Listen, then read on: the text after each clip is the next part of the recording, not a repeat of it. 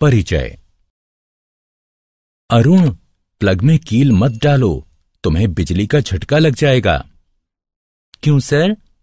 इस कील पर जंग लगा हुआ है और यह हमारे किसी काम की नहीं है। भले ही इस पर जंग लगा हुआ है, परंतु यह धातु है और धातु विद्युत की सुचालक होती है। यदि तुम इसे प्लग में लगाओगे तो तुम्हें झटका लगेगा। अरे, फिर तो आपने मुझे बचा लिया।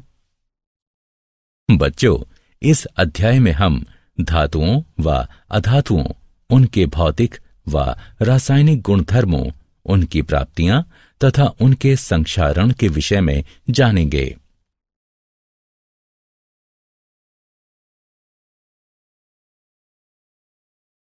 उद्देश्य। इस पाठ के अंत में आप निम्न करने में सक्षम हो जाएंगे: धातुओं व अधातुओं के भौतिक एवं रासायनिक गुणधर्मों का वर्णन करना, यह समझना कि धातुएं कैसे प्रतिक्रिया करती हैं, धातुओं की उपस्थिति की व्याख्या करना, संक्षारण की व्याख्या करना। भौतिक गुणधर्म धातुएं। दैनिक जीवन में आप अनेक धातुओं एवं अधातुओं के संपर्क में आते हैं। उदाहरणार्थ, वह हथौड़ा जिससे आप कील ठोकते हैं एक धातु है। लोहे से निर्मित कील भी एक धातु है।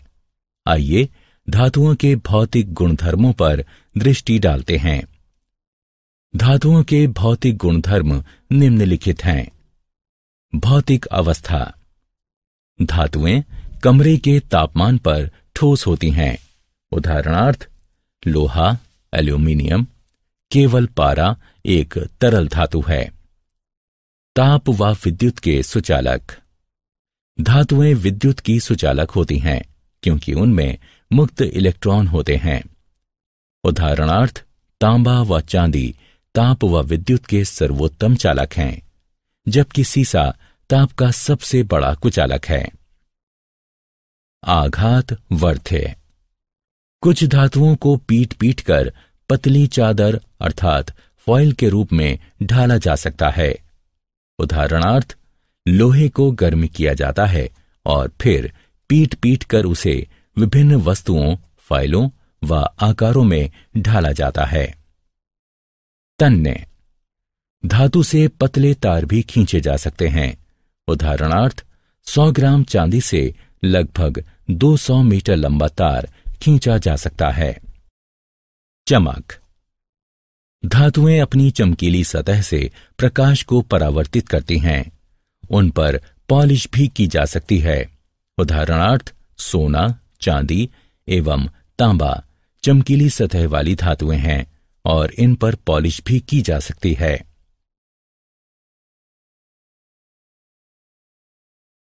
भौतिक गुणधर्म अधातुएं। आइए अब अधातुओं के भौतिक गुणधर्मों की बात करते हैं। भौतिक अवस्था। अधातुएं कमरे के तापमान पर ठोस, द्रव अथवा गैसीय अवस्था में पाई जाती हैं। गैस ऑक्सीजन, क्लोरीन, फ्लोरीन, द्रव ब्रोमीन व ठोस कार्बन। अनाघात वर्ध्य व अतन्य। अधातुएं भंगुर होती हैं तथा उनसे ना तो तार बनाए जा सकते हैं और न ही उन्हें पीटकर पतली चादर के रूप में ढाला जा सकता है। ऊष्मा एवं विद्युत की कुचालक। अधातुएं ऊष्मा एवं विद्युत की कुचालक होती हैं, किंतु ग्रेफाइट कार्बन एक अपवाद है क्योंकि वह ऊष्मा का सुचालक है और इलेक्ट्रोड बनाने के काम आता है। चमक न होना। अधातुओं में चमक नहीं होती और वे प्रकाश को परावर्तित नहीं करती।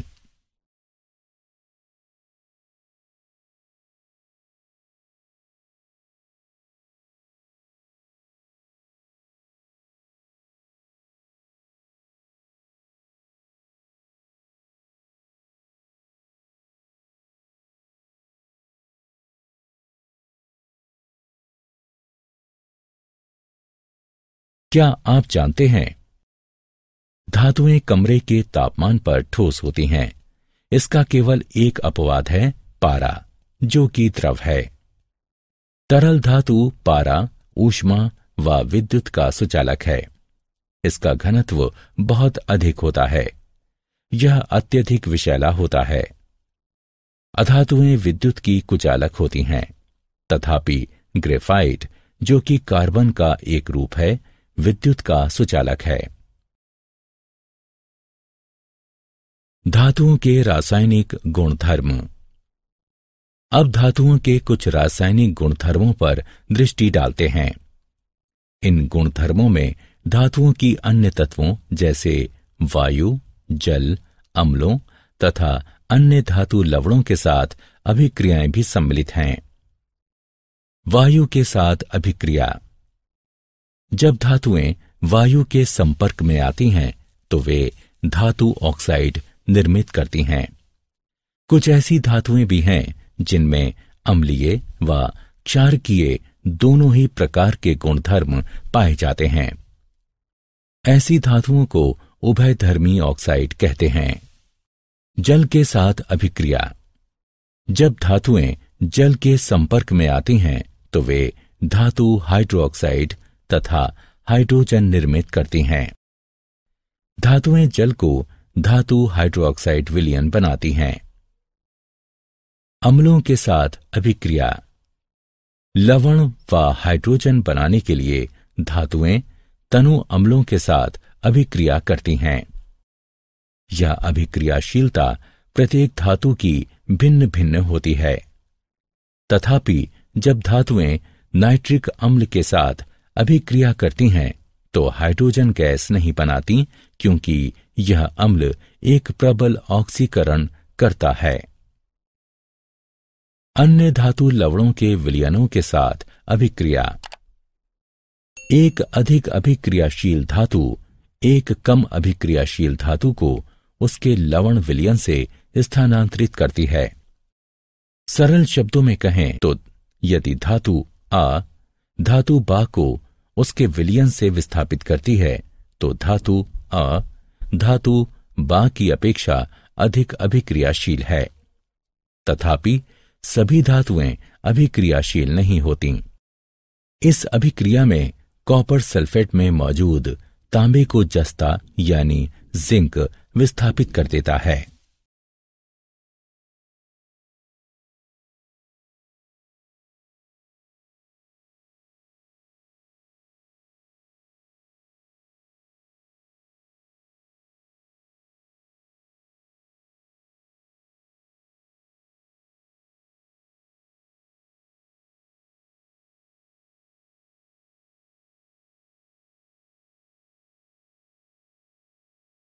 सक्रियता श्रेणी। धातुओं को उनकी अभिक्रियाशीलता के अनुसार अवरोही क्रम में व्यवस्थित किया जाना सक्रियता श्रेणी कहलाता है। इसका प्रयोग धातुओं की वायु, जल एवं अम्लों की अभिक्रियाओं की जानकारी का संक्षिप्तीकरण करने में किया जाता है।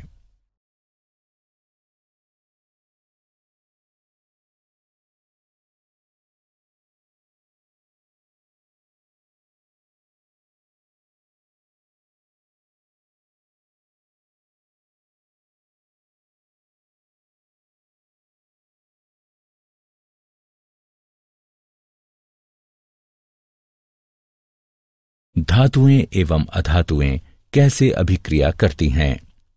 धातु के परमाणुओं के वाह्यतम कोश में 1 से 3 तक इलेक्ट्रॉन होते हैं, जबकि अधातु के परमाणुओं के वाह्यतम कोश में 4 से 8 तक इलेक्ट्रॉन होते हैं।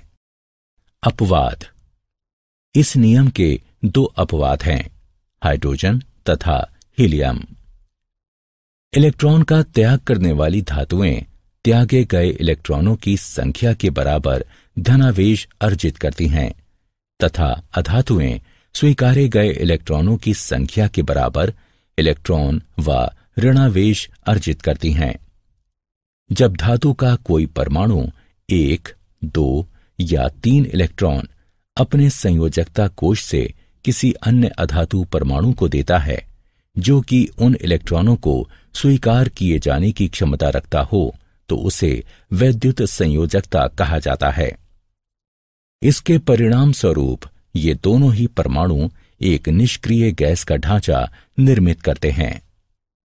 किसी तत्व के परमाणु से अन्य तत्व के परमाणु में इलेक्ट्रॉनों का स्थानांतरण आयनिक यौगिक कहलाता है।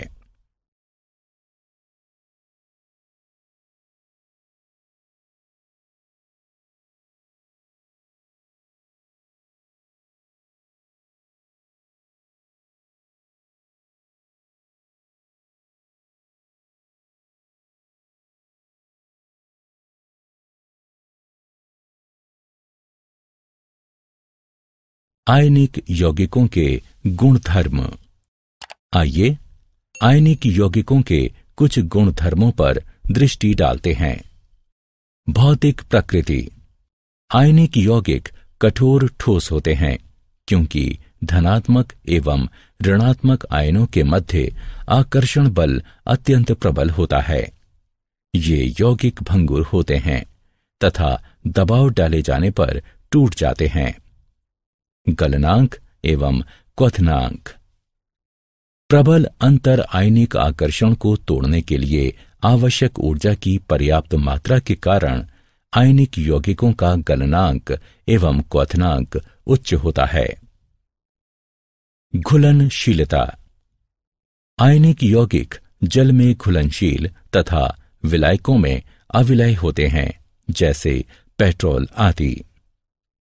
विद्युत चालकता। आयनिक यौगिक जब ठोस अवस्था में हों तो विद्युत संचालन नहीं करते, क्योंकि कठोर संरचना के कारण आयनों की गति संभव नहीं होती। किंतु आयनिक यौगिक जब गलित अवस्था में हों तो विद्युत चालकता संभव है, क्योंकि गलित अवस्था में विपरीत आवेश वाले आयनों के मध्य स्थिर वैद्युत आकर्षण बल ऊष्मा के कारण कमजोर पड़ जाता है। इससे आयन स्वतंत्र रूप से गति करने तथा विद्युत संचालन करने लगते हैं।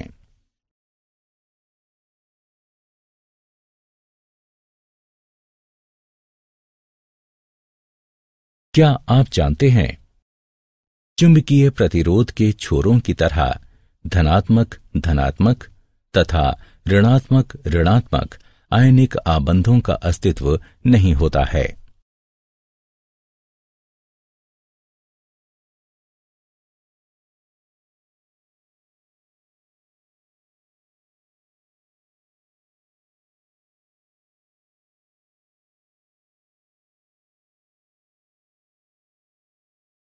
धातुओं की प्राप्ति, धातुओं एवं अयस्कों का निष्कर्षण। धरती धातुओं का सबसे बड़ा स्रोत है, तथापि सागर के जल में भी कुछ विलय लवण होते हैं। खनिज ऐसे तत्व अथवा यौगिक हैं जो भूपर्पटी में प्राकृतिक रूप से उपस्थित रहते हैं। कभी कभी खनिजों में धातु की प्रतिशतता बहुत अधिक होती है, उनसे इसे निष्कर्षित किया जा सकता है। ऐसे खनिजों को अयस्क कहते हैं। अयस्क वे अशुद्ध धातुएं हैं जिनमें बालू व पथरीले द्रव्य बड़ी मात्रा में होते हैं। अयस्कों की ये अशुद्धियां गैंग कहलाती हैं। अयस्कों से धातु निष्कर्षित करने से पूर्व इन अशुद्धियों को दूर करना होता है। जब अशुद्धियां दूर हो जाती हैं तो अयस्क सांद्र अवस्था में आ जाते हैं। अयस्कों की इस सांद्रता को अयस्कों का समृद्धिकरण भी कहते हैं।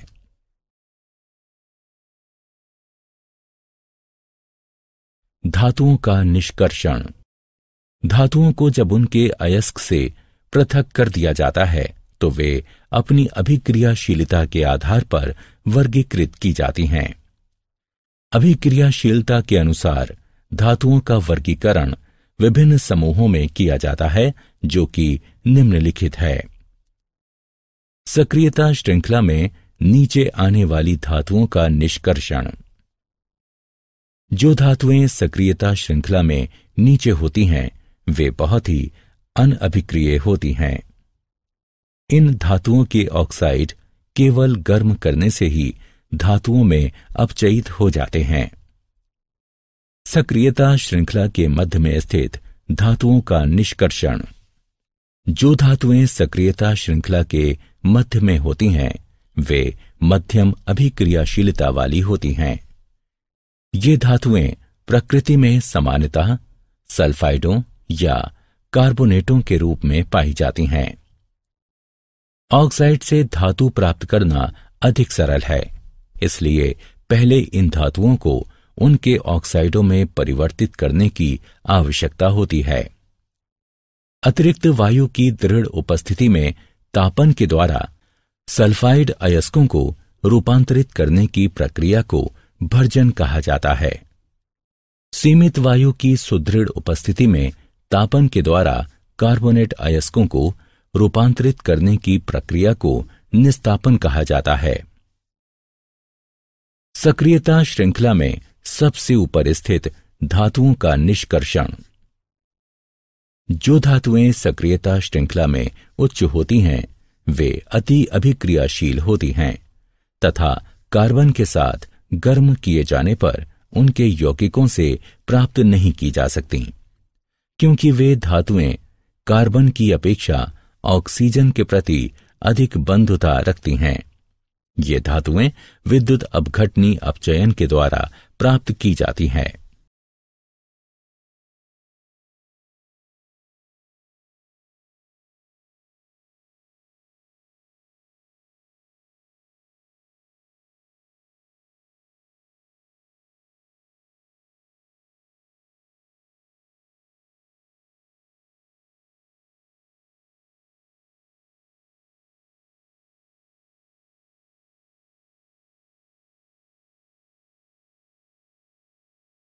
धातुओं का परिष्करण।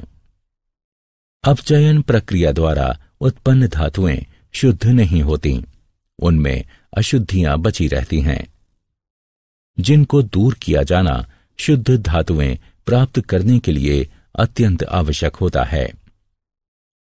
अशुद्ध धातुओं को परिष्कृत करने के लिए सर्वाधिक प्रचलित विधि विद्युत अपघटनी परिष्करण है।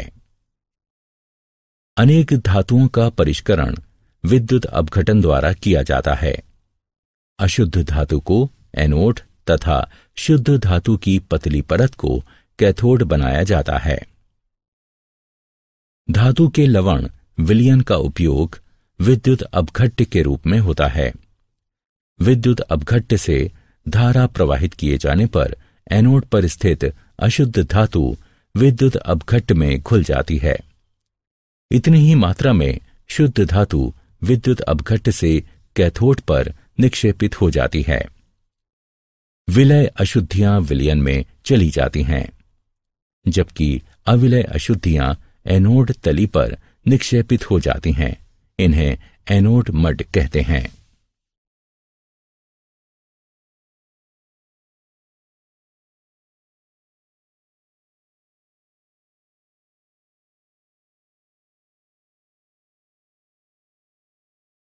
क्या आप जानते हैं चांदी, सोने व प्लेटिनम के परमाणु सरलता से ऑक्सीकृत नहीं होते, इसलिए चांदी, सोने एवं प्लेटिनम एनोड से टैंक की तली पर यूं ही गिर जाते हैं, जहां वे विद्युत अपघटन परिष्करण प्रक्रिया पूर्ण होने के पश्चात टुकड़े टुकड़े हो जाते हैं।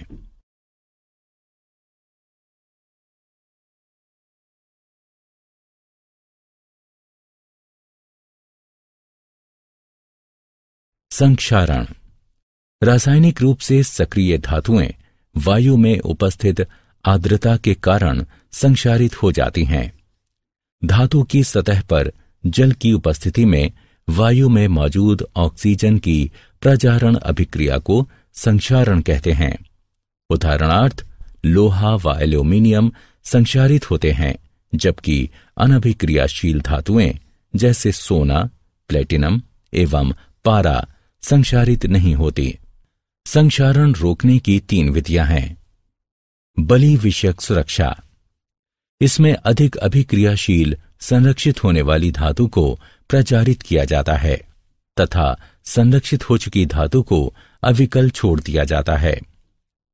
मिश्रात्वन, इसमें जंग रहित अयस्क बनने के लिए धातु में कोई अन्य धातु मिला दी जाती है। यशद लेपन, इसमें धातु पर जस्ते की पतली परत चढ़ा दी जाती है। इसे गैल्वनीकरण भी कहा जाता है। यह परत विद्युत अपघटनीय निक्षेपण द्वारा बनाई जाती है। सारांश, आइए हमने जो कुछ सीखा है उसे संक्षेप में दोहराएं। धातुएं विद्युत की सुचालक होती हैं, जबकि अधातुएं विद्युत की कुचालक होती हैं। धातुएं वायु, जल तथा अम्लों के साथ अभिक्रिया करती हैं। धातुओं को उनकी अभिक्रियाशीलता के अनुसार अवरोही क्रम में व्यवस्थित करने को सक्रियता श्रेणी कहते हैं। किसी तत्व के परमाणुओं से इलेक्ट्रॉनों का दूसरे तत्व के परमाणुओं में स्थानांतरण आयनिक यौगिक कहलाता है। धातुएं अयस्कों से निष्कर्षित की जाती हैं। अशुद्ध धातुओं को परिष्कृत करने की सर्वाधिक प्रचलित विधि विद्युत अपघटनी परिष्करण है।